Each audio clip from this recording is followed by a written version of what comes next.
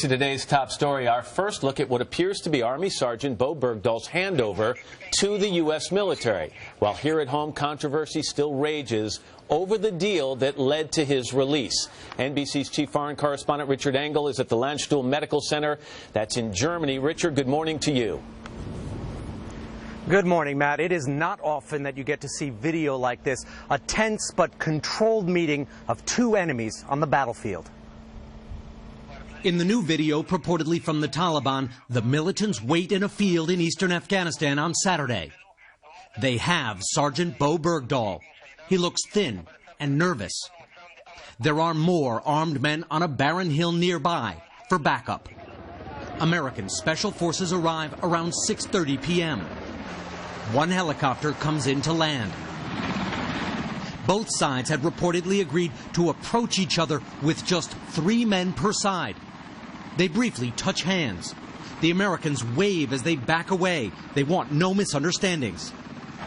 Bergdahl is frisked, loaded, and they're up. A minute on the ground. Smooth, no violence.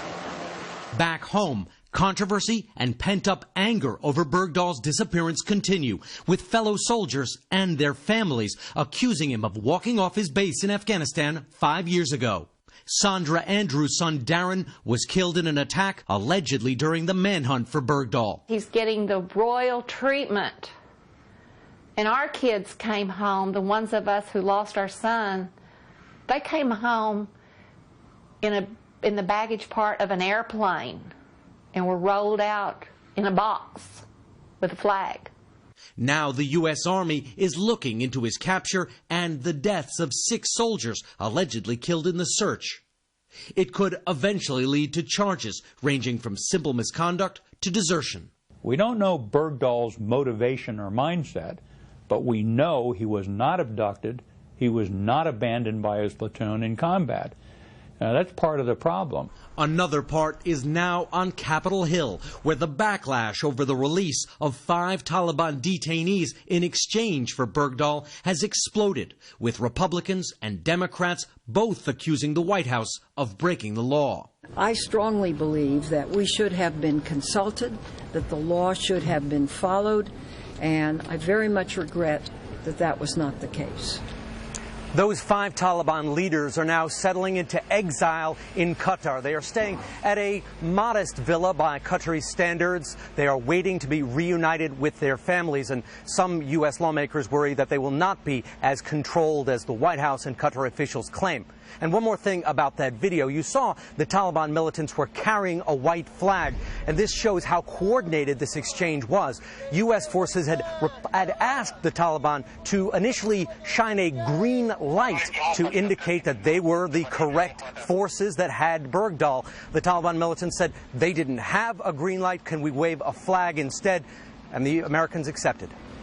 Oh, Richard Engel, thank you so much. Let's go to NBC's Jim Iglesiasky at the Pentagon. This video is so extraordinary to look at, Mick. What more can you tell us about the circumstances of this exchange? It looks so smooth when you watch the video, but could have been so dangerous. Well, it was complicated, but the first impression I'm hearing from people here in the Pentagon is that he actually looks in pretty remarkable physical condition. No idea how he is psychologically, but physically they think he looks pretty good. Second of all, we saw in that video that they frisked, the Special Operations Forces, frisked Bergdahl not once, but twice. And we're told that it was out of fear that the Taliban might have planted a suicide bomb on that American soldier. Meantime, Mick, as you well know, there's so much fallout about the circumstances of Bergdahl's departure from the Army. So many former soldiers, platoon mates speaking out against him. They had signed these non-disclosure agreements, which apparently they now feel they are released from. How are the Pentagon brass really reacting to this and the soldiers coming out and in some ways disparaging him?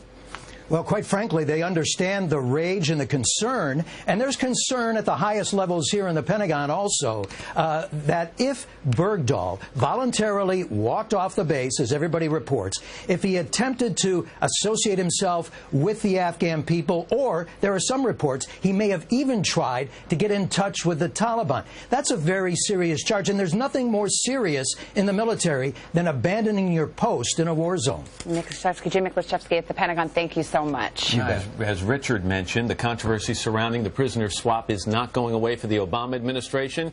NBC's chief White House correspondent Chuck Todd is traveling with the president in Warsaw. Chuck, good morning to you. Good morning. Did the White House truly think this was just going to be a celebratory moment, the release of Sergeant Bergdahl? Did they not see any of this backlash coming? Were they caught flat-footed?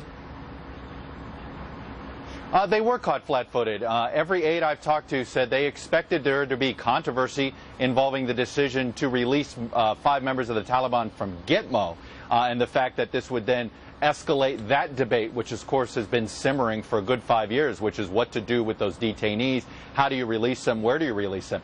They did not expect this backlash on Bergdahl himself. I've had a few aides describe it to me as, we didn't know that they were going to swift boat Bergdahl. And Matt, of course, that's a reference to that political fight back in 2004 over John Kerry's military service that became so controversial in that campaign. Chuck, so there's some fighting words there, Matt. Chuck, how could they not have seen it coming when there was an investigation a while back, perhaps incomplete, but it concluded that Bergdahl most likely walked away from his unit? There was that Rolling Stone article a couple of years ago that included some emails he sent to his parents saying he was ashamed to be an American and had lost faith in the military. I don't understand how they couldn't have thought this was going to happen. Because there were so many Republicans on Capitol Hill that were urging the Defense Department to do whatever it took to get Sergeant Bergdahl. You had op-eds in Memorial Day by Republican senators, including one in New Hampshire. John McCain, three or 4 months ago, saying he would be open to an idea of some sort of exchange to free Sergeant Bergdahl. The initial euphoria in that first 12 hours, the surrounding the president with the parents of Sergeant Bergdahl, they really assumed there'd be a rally around the flag moment, not just for the country, but on Capitol Hill. Obviously, they had no idea that there would be no member of Sergeant Bergdahl's unit that would go public and praise him or support him. So, yes, they were caught off guard. All right. Chuck Todd traveling with the president in Poland. Chuck, thank you very much. Another big story here at home, a severe weather outbreak.